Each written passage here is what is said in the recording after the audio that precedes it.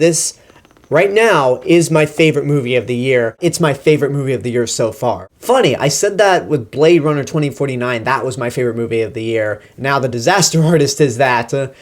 Let's see if something else tops The Disaster Artist. Well, something already did, and The Disaster Artist hasn't even been officially released yet, but here's Coco, my favorite movie of the year so far.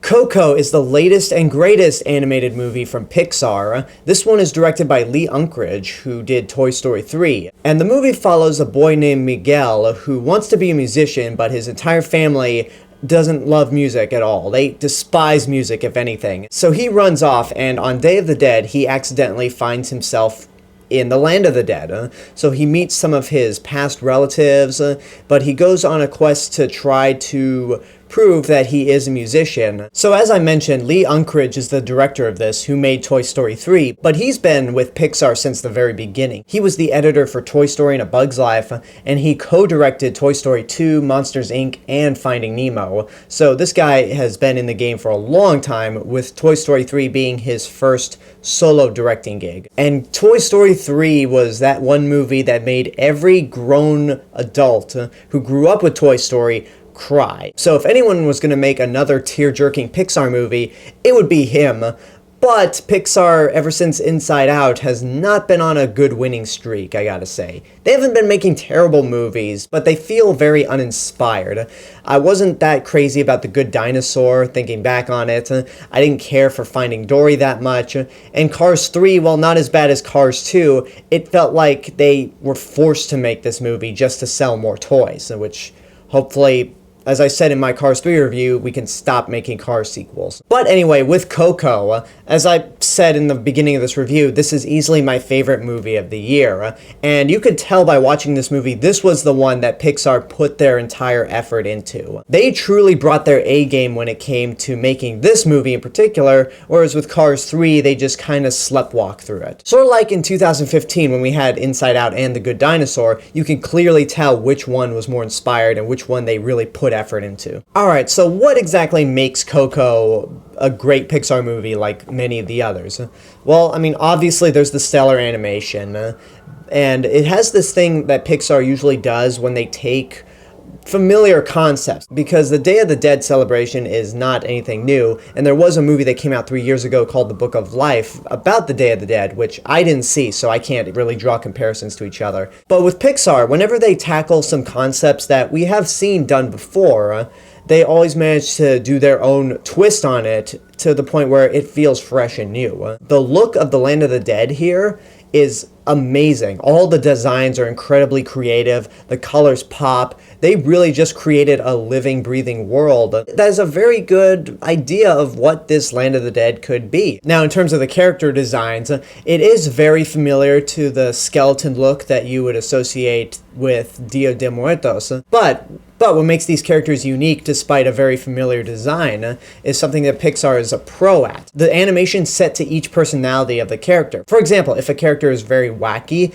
they'll be over-exaggerated in terms of their movement. If a character is very strict, their movement will be very limited and kind of stiff, but not in a bad way. And the characters are also fueled by really great voice work. And for me, the best performance in this movie is from the kid that plays Miguel, Anthony Gonzalez. His story is very similar to that of a lot of kid characters throughout animated movies, and he does go through the typical trope that we usually see in a lot of Pixar films, which is the main character is teamed up with a friend who are completely different from one another, but as their journey goes along, they kind of grow a bond.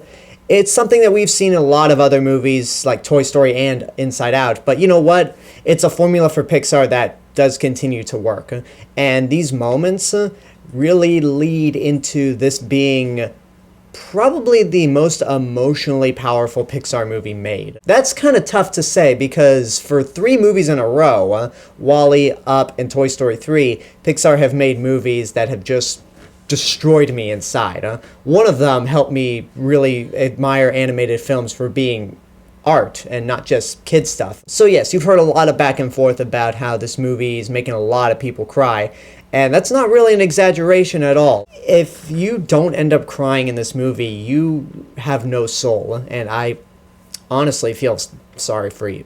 I don't have much else to say, and I really don't have anything truly bad to say about the movie. I've said that this is better than Blade Runner 2049. I've said this is better than The Disaster Artist in terms of my personal favorite movie of the year. So obviously, Coco is a movie that you need to get off your ass and go see right now. This is a truly amazing Pixar movie. It definitely makes up for Cars 3. Because like I said, that movie felt like they made it just to sell more Cars merchandise. But with this, there's a lot of heart to it. There's a lot of creativity put into it in terms of the design and just the overall story. And the score itself is amazing. It's done by Michael Giacchino, who... What I love about him when he does Pixar movies is that his scores are completely different than the scores that he usually does.